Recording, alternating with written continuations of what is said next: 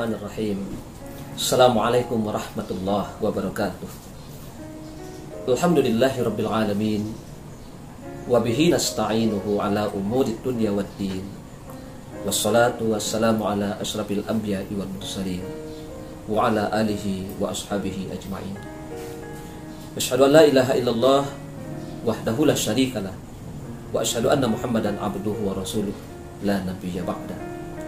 Faqala Allah Ta'ala fil Qur'anil Karim, a'udzu billahi minasyaitonir rajim.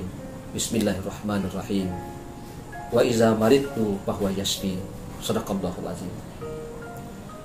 Para pemirsa, segenap puji dan syukur kita persembahkan kehadirat Allah Subhanahu wa taala. Alhamdulillah kita masih dalam keadaan sehat. Banyak hari ini orang berupaya untuk menciptakan dan mencari sehat itu. Ada yang mendapatkan, ada yang tidak. Ada yang berhasil, ada yang tidak. Tapi alhamdulillah kita masih sehat walafiat. Mari kita pergunakan sehat itu sebaik-baiknya untuk lebih dekat kepada Allah Subhanahu wa taala. Selawat dan salam untuk junjungan kita khataman nabiyyin wal anbiya'i wal mursalin Muhammad sallallahu alaihi wasallam. Allahumma shalli ala Muhammad wa ala ali Muhammad. Para pemirsa, saat ini topik kita atau tausiah singkat kita adalah manajemen sakit. Maksud dari manajemen sakit ini adalah bagaimana menata kelola penyakit. Apa sesungguhnya arti dari sakit?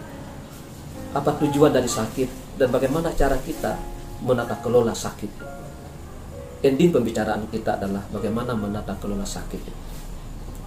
Pemirsa, bahwa sakit itu merupakan keadaan terganggunya fungsi-fungsi pada dimensi kemanusiaan, baik pada dimensi fisik maupun maupun dimensi psikis, kejiwaan dan sebagainya. Ketika itu terganggu, tidak berfungsi secara baik atau ada rasa nyeri, maka itulah yang disebut dengan sakit. Sifat dari penyakit cepat datangnya, lambat pemulihannya. Pemirsa, bagi seorang muslim tidak ada yang sia-sia bagi mereka. Rabbana ma khalaqta hadza batila.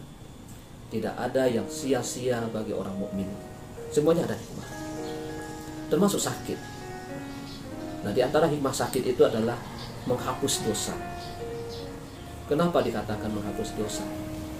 Setidak-tidaknya di waktu kita sakit, kita tidak bermaksiat. Kita tidak melakukan kesalahan. Kita tidak mengulangi perbuatan-perbuatan tercela yang mengakibatkan mental kita itu sakit. Kemudian, kalau kita telusuri, sakit itu disebabkan karena perilaku kita yang tidak sempurna. Ada hal-hal yang mungkin kita langgar, baik dari pola hidup, pola rasa, dan pola laku. Ketika itu terganggu, maka kita juga akan mudah diserang oleh penyakit. Misalnya, kita makan tidak teratur atau perasaan tidak menentu. Ketika makan tidak teratur juga berakibat kepada fisik kita. Maka para medis katakan bahwa faktor pemicu yang paling besar dari penyakit fisik itu adalah faktor makanan. Begitu juga dari perasaan. Ketika perasaan tidak enak juga berakibat kepada fisik. Itulah yang disebut dengan psikosomatik dan somatik. Apa yang harus kita lakukan? Pertama, menyadari bahwa sakit itu pakaian bagi kehidupan. Tidak ada orang sehat kalau tidak ada yang sakit. Bahkan dengan sakit itulah orang bisa memperbaiki dirinya. Yang kedua, ambil hikmah. Bahwa sakit itu punya tujuan, punya hikmah, punya pembelajaran di dalamnya. Paling tidak pelajaran yang dapat kita ambil adalah kita disadarkan kembali bahwa ada perilaku yang harus kita perbaiki sehingga kita menjadi orang-orang yang sehat. Kemudian menerima. Kalau kita sudah sakit, terima sakit itu. Bukan hanya menerima, tapi obati, berusaha. Dalam berusaha perlu ada keyakinan. Karena ada prinsip dalam berobat itu adalah keyakinan, pendekatan tauhid.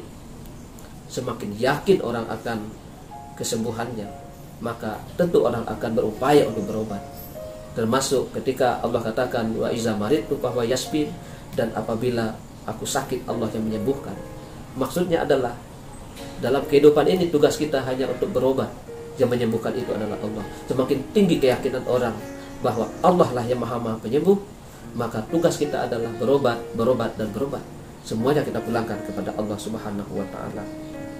Itu diantaranya yang perlu kita perhatikan pada aspek manajemen atau menata kelola sakit itu. Silahkan perhatikan bagaimana orang sembuh dan apa yang dilakukan oleh orang sembuh, orang-orang yang sembuh, dan hiduplah, ikutilah Rasulullah Sallallahu Alaihi Wasallam. Beliau boleh dikatakan hanya sakit di saat beliau akan meninggal. Kenapa? Beliau banyak punya rahasia kesehatan, diantaranya beliau bisa menata kelola makanan, pola istirahat yang cukup, kemudian perilaku yang mulia, serta dekat dengan Allah Subhanahu wa Ta'ala. Mudah-mudahan dengan cara ini kita bisa mempertahankan kesehatan kita dan bisa menyikapi sakit itu. Yang jelas sakit itu pasti ada. Ajaran Islam mengajarkan kita bahwa pergunakan yang 5 diantaranya, pergunakanlah waktu sehat sebelum waktu sakit. Karena waktu sakit berarti sekali sehat itu, terasa mahal sehat itu. Nah, mudah-mudahan kita dipelihara oleh Allah Subhanahu wa Ta'ala. Inilah yang dapat kita sampaikan. Diperbanyak maaf. Assalamualaikum warahmatullahi wabarakatuh.